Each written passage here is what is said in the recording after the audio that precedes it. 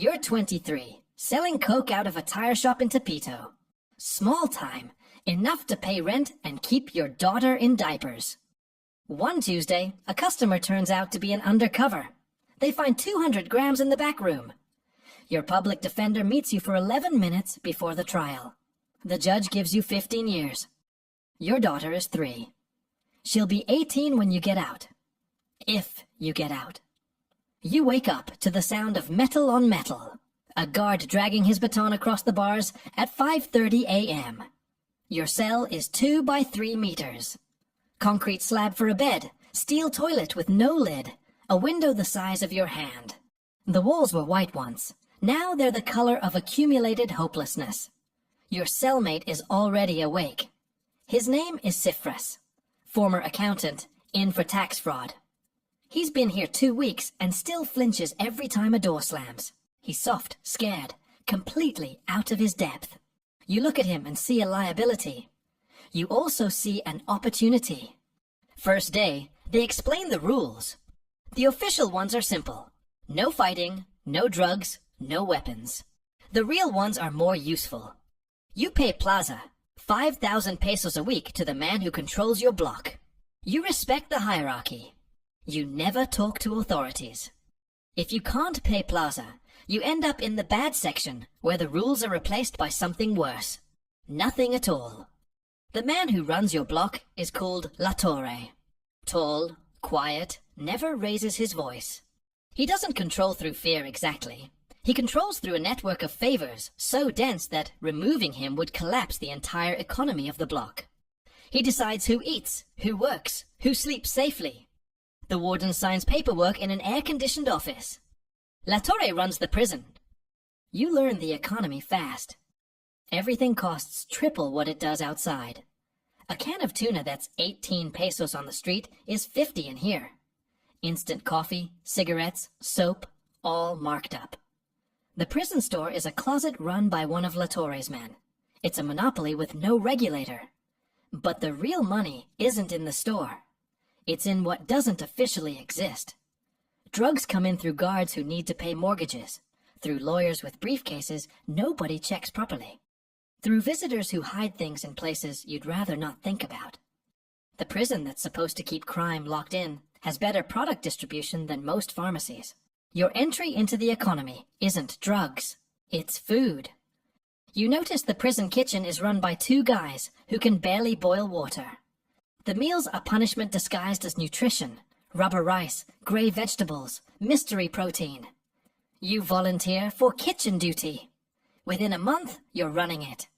You cook actual meals with ingredients your sister brings in and supplies you buy through Perico. A guard with a daughter who needs surgery she can't afford on his salary. You start selling plates. Real food. Chilaquiles, enchiladas, arroz con pollo. The demand is immediate. Everyone is starving for something that tastes like the outside world. You charge 80 pesos a plate. You serve 40 plates a day. That's 3,200 pesos daily from food alone. Cyphrus, your terrified accountant cellmate, keeps the books. Turns out his skills transfer perfectly from corporate tax fraud to prison economics. He tracks every peso, every plate, every debt. In exchange, you pay his plaza and make sure nobody touches him. It's a clean arrangement.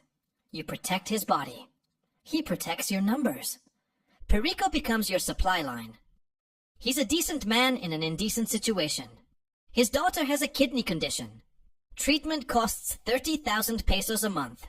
He makes 12,000. The math doesn't work unless he works for you. He brings in phones, ingredients, medicine, cigarettes, whatever fits in a lunchbox or a jacket lining. You pay him well. Not out of generosity.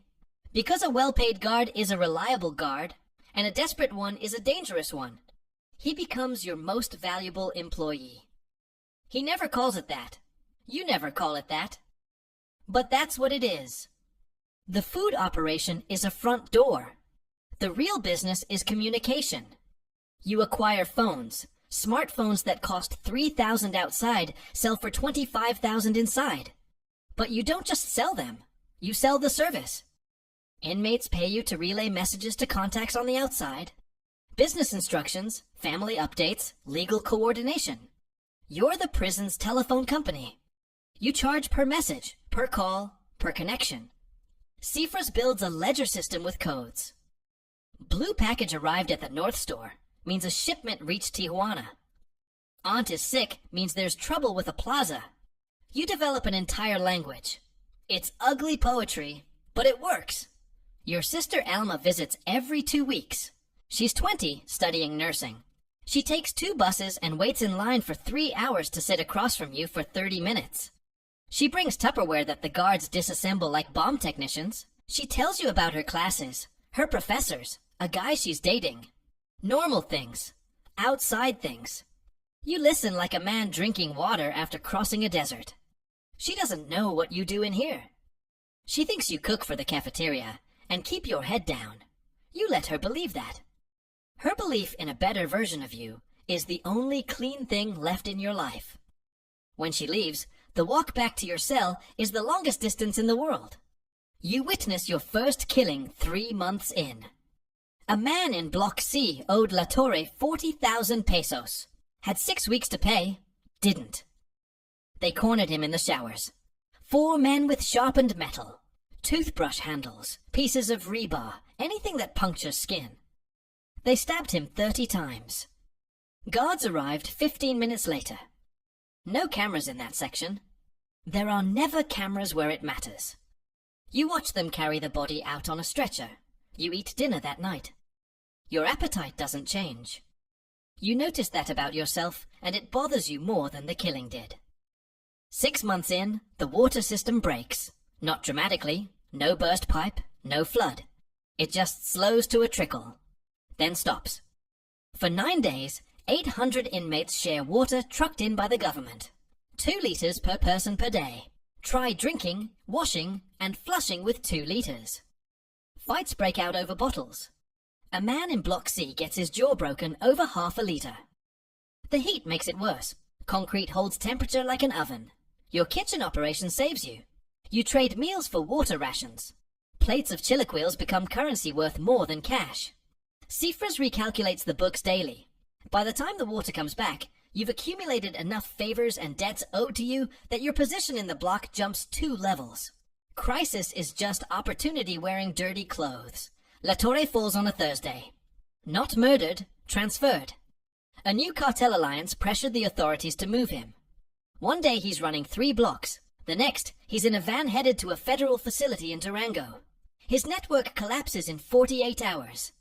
5 men want his spot. 2 are killed in the first week. 1 gets transferred mysteriously.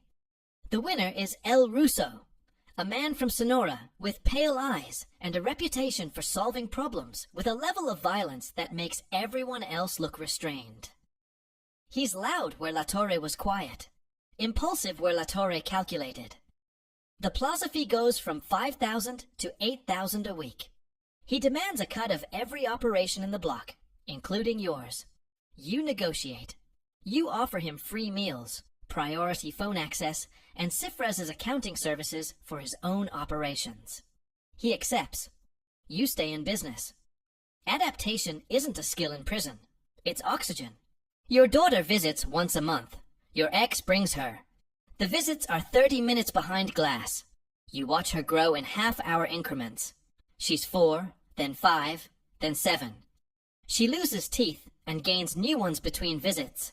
She draws you pictures. Houses with big windows, dogs, suns with smiley faces. You tape them to the wall above your concrete slab. One visit, she asks when you're coming home. You say soon. It's the biggest lie you've ever told. And you've told a lot of lies. She's 8 when she stops asking. That's worse. Your mother doesn't visit. She did at first. Every Sunday for the first year. Then every other week. Then monthly. Then she stopped. You find out through your sister on a Tuesday phone call. Cancer. Diagnosed 6 months ago. She didn't tell you because she didn't want you to worry from inside a place where you can't do anything about it. She dies on a Wednesday. They don't let you attend the funeral. Flight risk, they say. You find out by phone. Your sister can barely speak. You hang up, sit on your slab, and stare at the wall for 6 hours. You don't cry until lights out. You bite your hand so Cyphers doesn't hear. It's the first time you've cried in 4 years. The routine becomes your skeleton. Wake up, cook, sell, collect, call, count, sleep. Days dissolve into weeks, weeks into months. You stop tracking time by dates and start tracking it by events. Before the water crisis. After La Torre. The month El Russo killed the guy in Block A. You've been here 5 years. Your body is harder. You do push-ups and squats in your cell every morning. Your mind is something else.